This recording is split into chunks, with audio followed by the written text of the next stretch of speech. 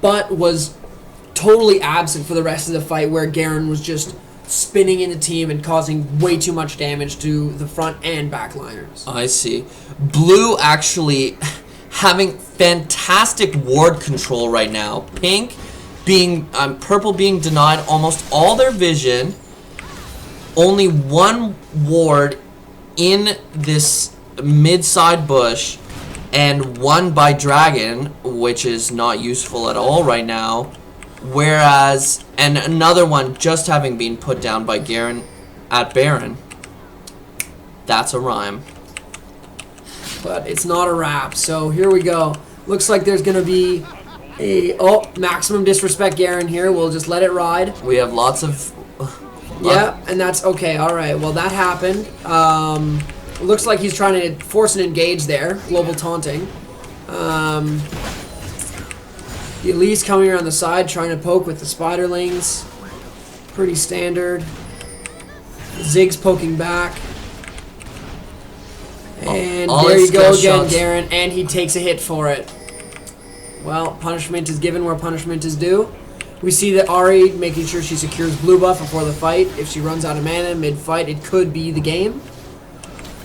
But she also makes her absent for the push.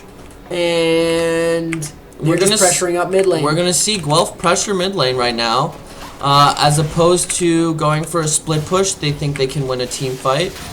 The Leona ulti being the only reason I would say that might not necessarily be true, but this Ziggs poke with blue buff, as well as Ezreal's constant Qs, have a chance of whittling down this purple team slightly, at least. I would say that there was a slight misplay there. They should have pressured the tower a little bit harder.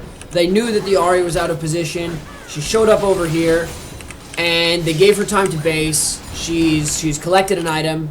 She's finished her Spectre's Cowl, giving her a little bit more magic resist against the Ziggs, who's been finishing her off in the back line. Oh, and engage.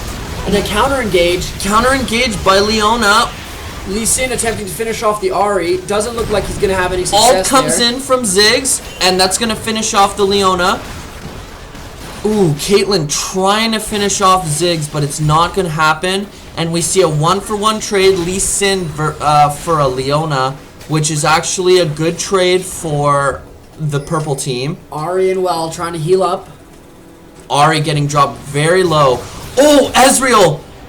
Oh, and the bold arcane shift and then flash by Ezreal just gets countered by the assassin power of the charm and the Deathfire Grasp. That was definitely not the play they should have made there. It was bold, and if he had killed Caitlyn, it may have panned out better for them.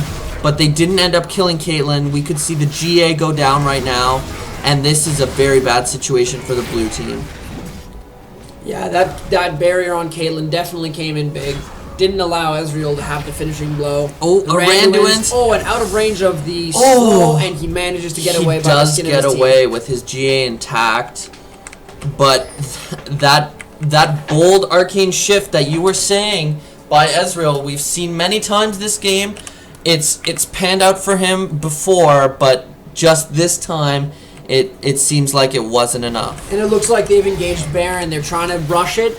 They know that they've got time before the enemy team revives. Lee Sin knows that he can't let it happen. He's going in for the steal. They are going to get a Baron off this one. They try to get the pick on Lee Sin. I really question that safeguard by Lee Sin. I really question it. And he's going to die for it. I don't know why he did that. I actually can't imagine. I think that was just a misread or a misplay. I would say that if he had no ward to use, that health was all he had. He didn't have anything to jump to. He saw that the laning minions had just arrived at the next lane, that there wasn't going to be another wave for a little bit. He was like, it's all or nothing right now, and I need this health.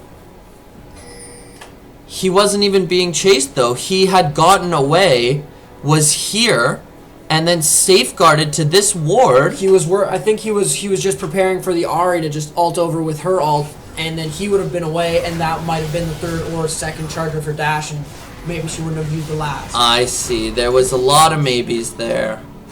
But still, keeping on the dragon game, every dragon going to this Guelph team, that is their strategy. Get all the dragons. However, it's not looking good in terms of these fights for the blue team. Even though they're so up ahead in gold, now the purple team has Baron, and this would not be a good time to fight. Though they do want to protect this mid tower if they can. Yeah, it looks like both teams are starting to hit the plateau near the end game here, and it's just looking like the tankiness and assassin power on the purple team is outweighing the poke and the Renekton on the Guelph team, and it's just not allowing them to get any kills, and they're just taking too much damage in exchange. I like how you used Renekton there as a facet of the game equivalent to poke. Wow, so much damage going down onto Ezreal. They just can't finish him. They might have spent too much on Ezreal. This is what I'm saying, though. They don't have the damage output. They're just getting so much damage put onto them, and the tankiness of the other team, the Elise and the Garen, wow, they're too hard to take down, and the Ahri just does not forgive. Just a great... Oh, and the final Foxfire from the Ahri manages to finish him. Wow. And she is going to just walk away from that tower unscathed. Wow, just fantastic play. I think mechanically, I think we're seeing those slight differences here mechanically in the two teams.